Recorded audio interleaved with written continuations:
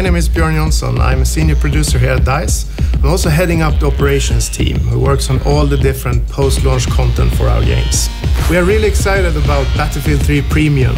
Not only will you get early access to our upcoming expansion packs, you will also get access to more advanced online features, unique in-game content, as well as taking part in exclusive events that we will run throughout this program. And with these exclusive videos, we'd like to give you a more of an inside look at what Premium is all about.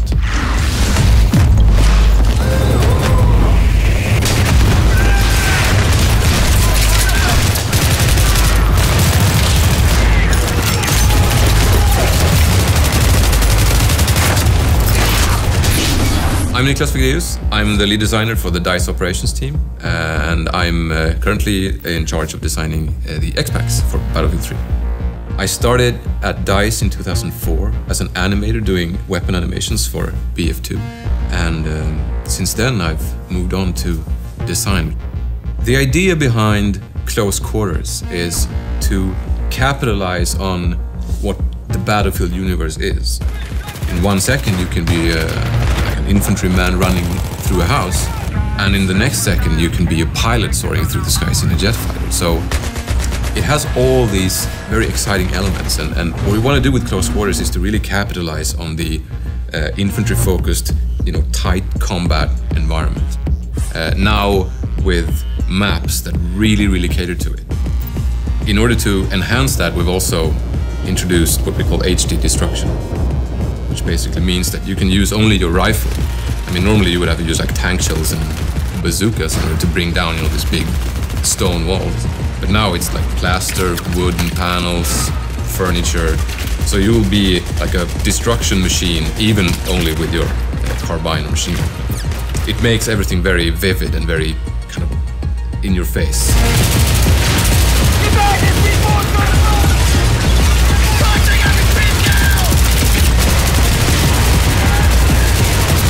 In Battlefield 3 Close Quarters, you get 4 new maps, all focused on the indoor battlefield and the close quarters experience.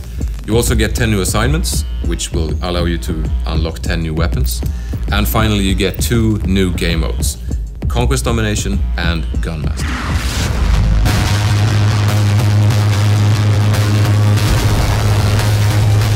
Conquest Domination is the Close Quarters take on Conquest. You basically have less amount of flags with much quicker cap time. So flags tend to change owners very quickly, but also you have no safe spawns, you don't have any home bases. So it's really important that you keep control of these key areas. And I think squad play is the key factor in achieving victory in Conquest Domination, because it's really important to really maintain control of these areas, because you have no other safe zone, you just need to do that.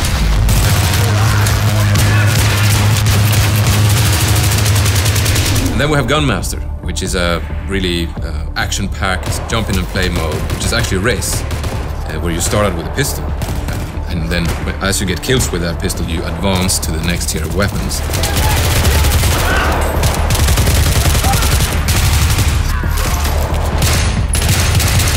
In order to win the mode, you need to go through the powerful weapons and ultimately win by getting a knife kill in the end. If you do that before everyone else, you win the race, you win the mode, and it's all smiling faces. All smiling faces or one smiling? It's actually true, there's only one smiling face, and then there's like 15 frowns, but hey, it's all smiling faces, it's a fun mode.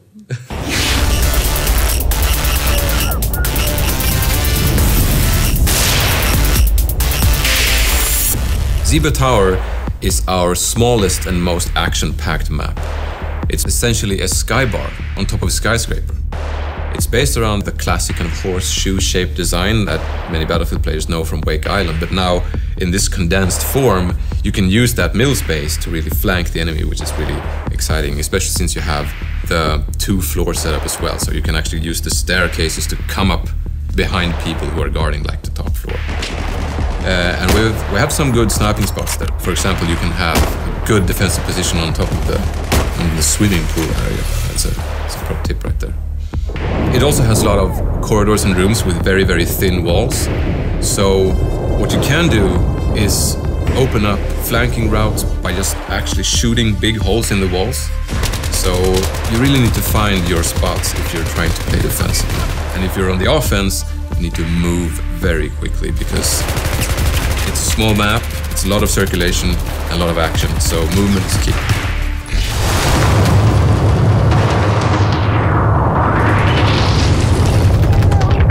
Donnant Fortress is the most varied map. It's built upon this old fort based on a hilltop. So it has this really old stone, catacombish fundamental base. And then they have tried to build this nice, posh, luxurious palace on top of it with lots of art and, nice furniture and things. And now, war has come, so it's partly destroyed, and you have all these big holes and openings that allow for, flanking and going between floors and so on. Gameplay-wise, it has lots of stairs that lead to either flag positions or to the other floor, of course, and also to certain sniping spots that you can have overview of the courtyard or big corridors. So I think the best tactic to employ on Donnant Fortress is to use really proper squad play in order to defend the key locations, like the big entrance room, cellar. They have all kinds of entrances, so protecting them needs more people, so a good squad will really be able to lock one of those down, and that's what's going to achieve victory.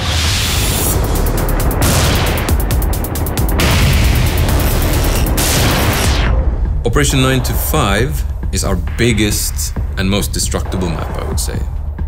It is essentially an office with the cubicles and the desks and the cafeteria and the bathrooms, and they're all not very sturdy. So there's lots and lots of destruction.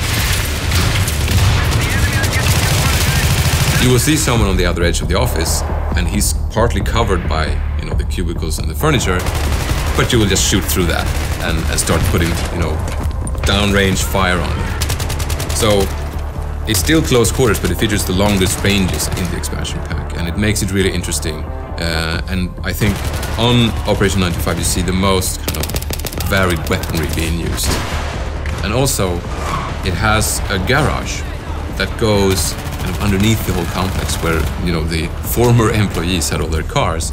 So you can use the garage as a traveling hub, if you will. You can go up that fire escape or through that staircase and end up on the other side of the map. So you really need to mind those extra exits when you play Operation 9 to 5.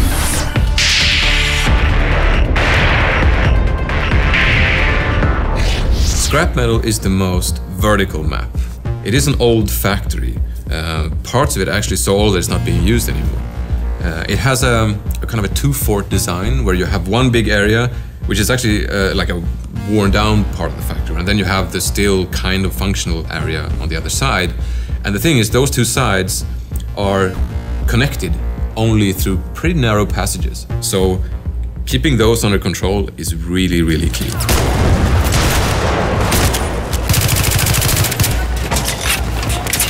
In order to protect those entrances, you need to control those while staying in control of your rooftop, because that's another entrance point, and that's very open and long range, so you're going to see a lot of snipers covering those rooftops.